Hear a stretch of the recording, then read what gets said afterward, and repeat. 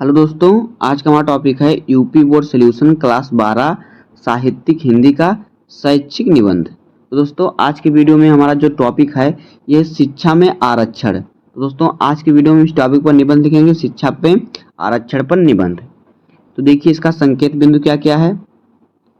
देखिए नंबर 1 हमारा है भूमिका, दूसरा हेडिंग हमारा है शिक्षा और आरक्षण की व्यवस्था, तीसरा हेडिंग है निजी शिक्षा संस्थानों में आरक्षण, चौथा हेडिंग है आरक्षण के नाम पर राजनीति और पांचवा हेडिंग हमारा जो है वह है उपसंहार। तो दोस्तों इसी 5 हेडिंग पर हम शिक्षा में आरक्षण का निबंध पूरा करेंगे। तो देखिए नंबर 1 भूमिका है, भूमिका में क्या क्या लिखना होता है। देखिए स्वतंत्रता प्राप्ति के पश्चात यानी स्वतंत्रता प्राप्ति के बाद भारत में दलितों एवं आदिवासियों की दशा अत्यंत दयनीय थी। दलित यानी गरीब लोगों की दशा जो थी और आदिवासियों की दशा बहुत दयनीय थी, नहीं बहुत ही बुरी थी। इसलिए हमारे संविधान निर्माताओं ने काफी सोच समझकर इनके लिए संविधान में आरक्षण की व्यवस्था की और वर्ष 1950 में संविधान के लागू होने के साथ ही सुविधाओं से वंचित वर्गों को आरक्षण की सुविधा मिलने लगी, ताकि देश के संसाधनों, अवसरों एवं शासन प्रणाली में समाज के प्रत्येक समूह की उपस्थिति सुनिश्चित हो सके। उस समय हमारा समाज ऊंच नीच, जाति पाति, छुआछूत जैसी कुरीतियों से ग्रसित था। यानी ऊंच नीच कैसे बोलते थे, ये बड़े जात के, ये छोटे जात के हैं, इनका जात अलग है, हमारा जात अलग है। छुआछूत यानी गरीब छुदेगा तो कोई पानी नहीं पिएगा, इस प्रकार से कुरीतियां थी। अब देखिए आगे, हमारे पूर्व प्रधानमंत्री जो पहले हुए थे श्री लाल बहादुर शास्त्री ने एक बार कहा भी था, यदि कोई एक व्यक्ति भी ऐसा रह गया जिसे किसी रूप में अछूत कहा जाए तो भारत को अपना सर शर्म से झुकाना पड़ेगा। वास्तव में आरक्षण वह माध्यम है जिसके द्वारा जाति, धर्म, लिंग एवं क्षेत्र के आधार पर समाज में भेदभाव से प्रभावित लोगों को आगे बढ़ने का अवसर प्राप्त होता है।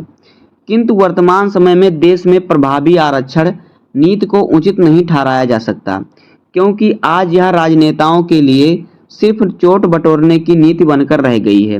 वंचित वर्ग आरक्षण के लाभ से आज भी अछूता है। अगला हेडिंग देखिए हमारा क्या है, शिक्षा में आरक्षण की व्यवस्था। देखिए शिक्षा आज एवं आने वाले भविष्य का सबसे महत्वपूर्ण विषय है। प्राचीन काल में शिक्षा के क्षेत्र में होने वाले भेदभाव को देखते हुए शिक्षा में आरक्षण की व्यवस्था की गई। प्राचीन समय में सभी को शिक्षा के समान अवसर प्राप्त न होने के कारण जाति, लिंग, जन्म स्थान, धर्म के आधार पर शिक्षा के क्षेत्र में भी भेदभाव होता था। देश में उन्नति के लिए शिक्षा को बढ़ावा देने की बहुत अधिक आवश्यकता थी, जिसके लिए सभी को समान शिक्षा के अधिकार देने की जरूरत थी। इसलिए संविधान में इसके लिए प्रावधान किया गया। क्या प्रावधान किया गया? देखिए भारतीय संविधान में वंचित वर्गों के उत्थान के लिए विशेष प्रावधान का वर्णन इस प्रकार से है। अनुच्छेद 15 समानता एवं मौलिक अधिकार द्वारा राज्य किसी नागरिक के विरुद्ध केवल धर्म, मूल, वंश, जात, लिंग, जन्म स्थान या इनमें से किसी एक के आधार पर कोई विभेद यानी भेदभाव नहीं करेगा। लेकिन अनुच्छेद 15 के 4 के अनुसार इस अनुच्छेद की या अनुच्छेद 29 के खंड 2 की कोई बात राज्य को शैक्षिक अथवा सामाजिक दृष्टि से पिछड़े नागरिकों के किन्हीं वर्गों के अथवा अनुसूचित जाति एवं जनजातियों के लिए कोई विशेष व्याख्या या व्यवस्था से नहीं रोक सकती। अर्थात राज्य चाहे तो इनका उत्थान के लिए आरक्षण या शुल्क में कमी अथवा अन्य उपबंध कर सकती है। कोई भी व्यक्ति उसकी विधि मान्यता पर हस्तक्षेप नहीं कर सकता कि यह वर्ग विभेद उत्पन्न करता है। आगे देखिए, स्वतंत्रता प्राप्ति के समय से ही भारत में अनुसूचित जातियां और जनजातियों के लिए सरकारी नौकरियों एवं शिक्षा में आरक्षण लागू हैं। मंडल आयोग की संस्तुतियों में लागू होने के बाद वर्ष 1993 से ही अन्य पिछड़े वर्गों के लिए नौकरियों में आरक्षण की व्यवस्था कर दी गई। वर्ष 2006 के बाद केंद्र सरकार के शिक्षण संस्थानों में भी अन्य पिछड़े वर्गों के लिए आरक्षण लागू हो गया। इस प्रकार आज समाज के अत्यधिक बड़े तबके को आरक्षण की सुविधाओं का लाभ प्राप्त हो रहा है, लेकिन इस आरक्षण की नीति का कोई उचित परिणाम नहीं निकला। आगे देखिए, अनुसूचित जातियों एवं जनजातियों के लिए आरक्षण लागू होने के लगभग 6 दशक बीत चुके हैं और मंडल आयोग की रिपोर्ट लागू होने के भी लगभग 2 दशक पूरे हो चुके हैं, लेकिन क्या संबंधित पक्षों को उसका पर्याप्त लाभ मिला? सत्ता एवं सरकार अपने निहित स्वार्थों के कारण आरक्षण की नीति की समीक्षा नहीं करती। अन्य पिछड़े वर्गों के लिए मौजूद आरक्षण की समीक्षा तो संभव भी नहीं है क्योंकि इससे संबद्ध वास्तविक आंकड़ों का पता ही नहीं है। चूंकि आंकड़े नहीं हैं, इसलिए योजनाओं का कोई लक्ष्य भी नहीं है। आंकड़ों के अभाव में इस देश के संसाधनों, अवसरों और राजकाज में किस जाति और जात समूह की कितनी हिस्सेदारी है, इसका तुलनात्मक अध्ययन ही संभव नहीं है। आगे देखिए, सैंपल सर्वे यानी नमूना सर्वेक्षण के आंकड़े इसमें कुछ मदद कर सकते हैं, लेकिन इतने बड़े देश में 4-5 हजार के नमूना सर्वेक्षण से ठोस नतीजे नहीं निकाले जा सकते।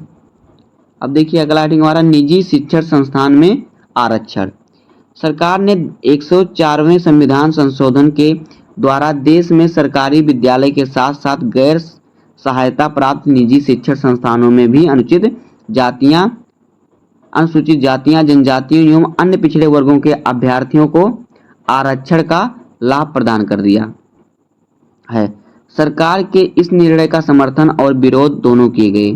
वास्तव में निजी क्षेत्र में आरक्षण लागू होना अत्यधिक कठिन है क्योंकि निजी क्षेत्र लाभ से समझौता नहीं कर सकते। यदि गुणवत्ता प्रभावित होने से ऐसा होता हो तो क्या है, टुल्लियन सिबिजियन ने कहा था, जब आप पर खोने के लिए कुछ भी ना हो तब आप अद्भुत आविष्कार करेंगे। आप बिना डर या आरक्षण के बड़ा जोखिम लेने हेतु तैयार रहेंगे, मतलब जोखिम कदम उठाने हेतु तो आप तैयार रहेंगे। जब के आगे पीछे नहीं रहेगा कोई, आपको किसी चीज का खोने से डर नहीं रहेगा, तभी आप बड़ा कार्य करेंगे। अब देखिए अगला हेडिंग हमारा, आरक्षण के नाम पर राजनीति। पिछले कई वर्षों से आरक्षण के नाम पर राजनीति हो रही है। आए दिन कोई न कोई वर्ग अपने लिए आरक्षण की मांग कर बैठता है, इसके लिए आंदोलन करने पर उतारू हो जाते हैं। इस तरह देश में अस्थिरता एवं अराजकता की स्थिति उत्पन्न हो जाती है।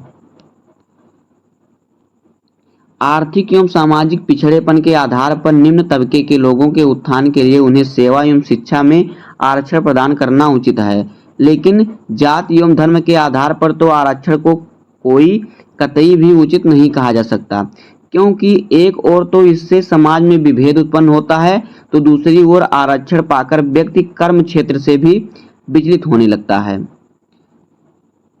आगे देखिए, कार्लाइल के अनुसार तुम किसी समुदाय को निष्क्रिय बनाना चाहते हो तो उसे अतिरिक्त सुविधाएं दे दो। सुविधाओं के विहोम में समुदाय कर्म पथ से विरत हो जाएगा, यानी जब वो सुविधा पाएगा तो अपना काम छोड़ देगा। उसी डाली को छूने के लिए हमें ऊपर उठना चाहिए, ना कि डाली को झुकाना चाहिए। उसी तरह कमजोर को योग्य बनाकर उसे कार्य सौंपे, ना कि आरक्षण से कार्य को ही झुका दे। यानी कहने का मतलब है आप उनकी सहायता कीजिए, ऐसा नहीं कि आप उनका जो है वोट लेने के लिए आप उनका कोई कार्य कर दीजिए, उनकी सहायता कीजिए जिससे अपना कार्य खुद करें। अब अगला हेडिंग देखिए, उपसंहार क्या है, इसमें हमें क्या क्या लिखना होगा। देखिए, वर्ष 2014 के प्रारंभ में कांग्रेस पार्टी के महासचिव श्री जनार्दन द्विवेदी ने कहा था कि देश में आरक्षण जाति आधार पर नहीं बल्कि आर्थिक आधार पर किया जाना चाहिए।